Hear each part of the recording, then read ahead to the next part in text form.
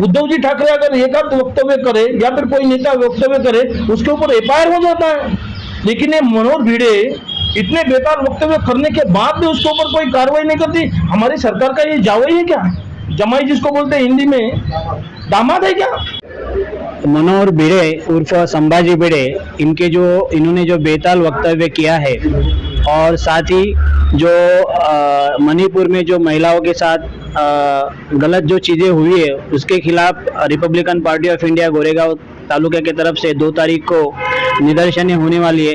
उसके बारे में पाइकराव साहब से कुछ बात करेंगे। पाइकराव साहब, उस दिन आपने क्या डिसाइड किया है? आपको जैसे पता ही होगा कि देश भर में मणिपुर की जो निंदाजनक घटना है उसका तीव्र निषेध हमारी महिलाएं सड़क के ऊपर उतर के कर रही है।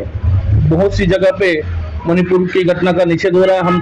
हम सहयोगी दल होने के नाते हम सरकार को ये चेतावनी देना चाहते, ये विनती करना चाहते, महिलाओं के साथ में जो मणिपुर में हुआ तो चिंताजनक है, निषेधार्य है। उस घटना का एक भारतीय होने के नाते हर भारतीय ने निषेध करना ही चाहिए, क्योंकि वहाँ की जो मणिपुर की घटना है वो उसे बाजू में नहीं किया जा सकता, क्योंकि आज उस जगह पे हमारी बहन हो सकती है, बहू बेटी हो सकती है। अगर उस बहनों के साथ में अगर ये अन्याय अत्याचार होता है तो ये कदापि एक भारतीय सहन नहीं करेगा।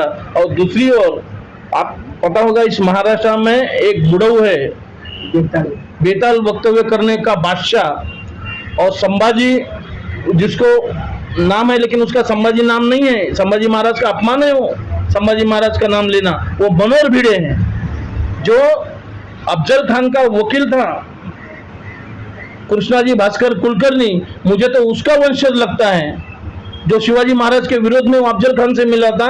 ऐसे ये मनोहर भिड़े का हम निषेध करते हैं। महामानव के बारे में कुछ भी बोलते रहता है, राष्ट्रपिता महात्मा गांधी जी के बारे में कुछ भी बोलते रहता है, जवाहरलाल नेहरू जी के बारे में कुछ भी बोलते रहता है, हमारे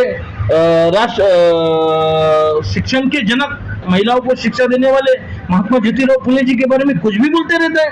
हमारे राष्ट्रीय ध्वज को, जिसको देश सैल्यूट करता है, जिसको विश्व सैल्यूट करता है, ऐसे तिरंगा ध्वज को वो नकारो करके बोलता है। हमारे स्वतंत्र सैनिकों ने, जिन्होंने अपने प्राणों की बलिदान दिया, ऐसे सैनिकों का अपमान करता है और हमारी सरकार उसको पीछे ढकेलने का काम करती है।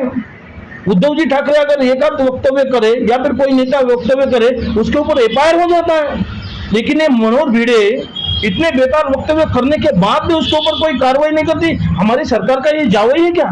जमाई जिसको बोलते हैं हिंदी में, दामाद है क्या? उसके ऊपर कोई कार्रवाई नहीं।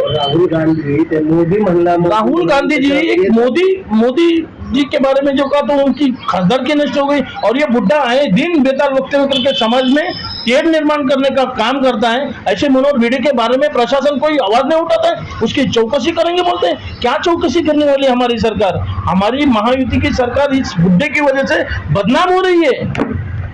आदरणीय एकनाथ शिंदे जी बदनाम हो रहे, आदरणीय देवेंद्र फडणवीस जी बदनाम हो रहे, आदरणीय अजित पवार बदनाम हो रहे। आप जागिए, इस बुड्ढे को जेल में डालिए, ये अराजकता फैला रहा है।